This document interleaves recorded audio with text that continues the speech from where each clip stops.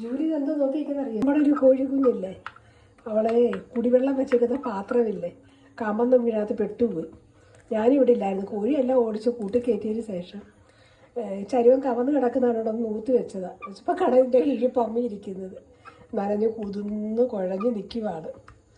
അപ്പോൾ അവക്കുള്ള തീറ്റി പ്രത്യേകം കൊടുത്തുള്ള തോർത്തിയൊക്കെ കൊടുത്ത് തണുപ്പടിക്കാതിരിക്കാൻ.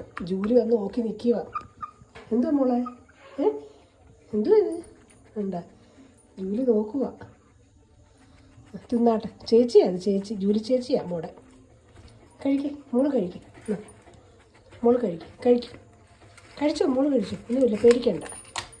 ചേച്ചി നമ്മുടെ പൊന്നിൻ്റെ ചേച്ചി ജൂലി ചേച്ചി. അവള് പേടിക്കുന്നു. ജൂലി വാ, കഴിച്ചു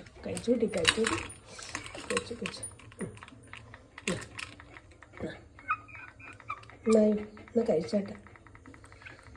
ഞാൻ തോർത്തി കൊടുത്തുവെച്ചാൽ കുതിർന്ന് എടുത്ത് കൊത്തി അഹങ്കാരമായത് കേട്ടാ. നമുക്ക് സമാധാനമില്ല.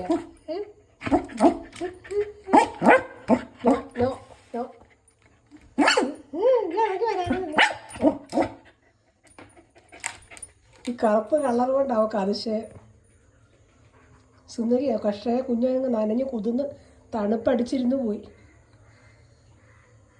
പനിയാവോ മോക്ക്? അമ്മച്ചി ആവി കണ്ട വിഷയം ഇരിക്കുന്നതുണ്ട്. മോള് കഴിച്ചേട്ടത് നിറച്ച് കഴിച്ചു കേട്ടോ. ഭക്ഷണമൊക്കെ കഴിച്ചിട്ടുണ്ട്. വേണ്ട, ഈ അരി കാണുമ്പോൾ അങ്ങ് തിന്നോളൂ. പക്ഷേ കോഴിത്തീറ്റ അവർക്കുള്ള തീറ്റ കുഴച്ച് കൊടുത്ത് തിന്ന് നിറഞ്ഞതാ. എന്നാ കഴിച്ചു. വേണ്ടേ? ഇത് വേണ്ടേ? കുഞ്ഞിപ്പോഴാണ് കണ്ടത്. കുഞ്ഞ് ശരിക്കും പേടിച്ച് പെട്ടുപോയി. ഞാൻ ആ ചരുവം തുറന്നു നോക്കിയില്ലായിരുന്നെങ്കിൽ നേരം വെളുത്തുമ്പോഴത്തേക്ക് അത് ചത്തിരുന്നേനെ. എന്തോ ഒരു ഭാഗ്യത്തിന് കമന്ന് കിടക്കുന്ന കാര്യമല്ലേ, അത് മരത്തിൽ വെച്ചേക്കാന്ന് വിചാരിച്ച്.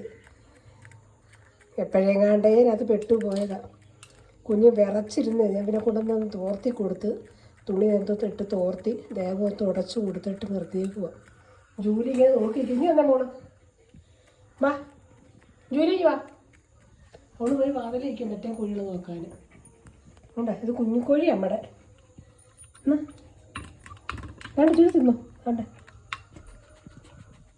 ചേച്ചിയാ ജൂലി ചേച്ചി.